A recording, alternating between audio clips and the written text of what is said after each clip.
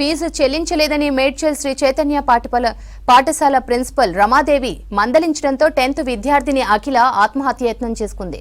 చికిత్స కోసం అఖిలను యశోద హాస్పిటల్కు తరలించారు కుటుంబ సభ్యులు. తన 2 పిల్లలు శ్రీ చైతన్య పాఠశాలలో చదువుతున్నారని తెలిపింది స్టూడెంట్స్ తల్లి కమల. ఇక స్కూల్ ఫీజు కట్టలేదని తోటి విద్యార్థినిల ముందు తన కూతురు అఖిలను అవమానించడంతో మనస్తాపానికి గురై ఉరివేసుకుని ఆత్మహత్య యత్నం చేస్తుందన్నారు. శ్రీ చైతన్య స్కూల్ యాజమాన్యం తీరుపై ఆగ్రహం వ్యక్తం చేశానన్నారు.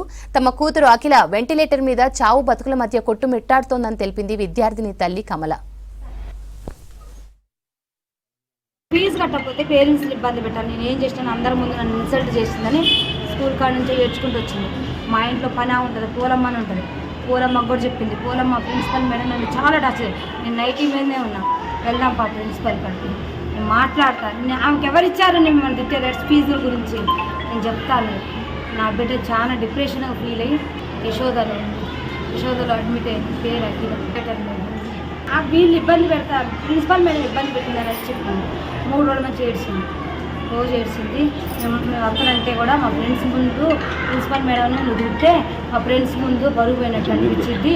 వద్దు నువ్వు పోమాకు మమ్మీ, నీ కోపం ఎక్కువ, నువ్వు పోమాకు. ఏ రోజు కూడా నా పిల్లలు 2 years నుంచి చదువుతున్నా ఎప్పుడు కూడా ఒక మేడం ఒక మాట అన్నదాన్ని కాదు, ఒకరిని ఒక మాట అనేదాన్ని కాదు. నా పిల్లలతో పాటు వేరే పిల్లలకు కూడా బాక్సులు పంపించిన.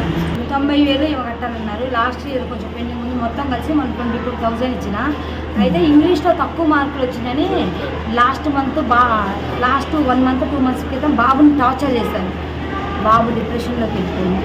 వీళ్ళ వల్ల బాబుకి ఇప్పుడు దగ్గర 1 lakh వరకు ట్రీట్మెంట్ అయింది. నా దగ్గర అన్ని రిపోర్ట్స్ ఉన్నాయి, అన్ని ఫైల్స్ ఉన్నాయి. నేను బంజారా హిల్స్ సైకాలజిస్ట్ ఆశా హాస్పిటల్లో చూపిస్తున్నా.